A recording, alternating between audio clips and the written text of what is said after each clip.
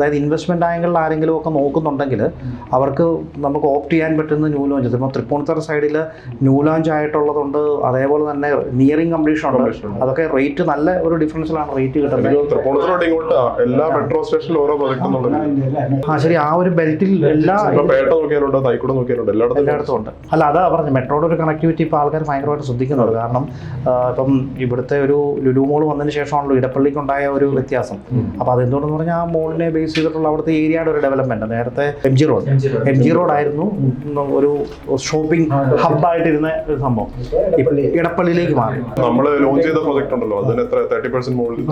അല്ല, നമുക്ക് പ്രൊജക്ടിന്റെ പേര് തന്നെ പറയാം. നമ്മൾ പ്രോവിഡന്റ് എന്ന് പറഞ്ഞ പ്രോജക്റ്റ് നമ്മൾ 73 ലക്ഷം ബേസിക്ക് വിറ്റ സാധനം ഇപ്പം 99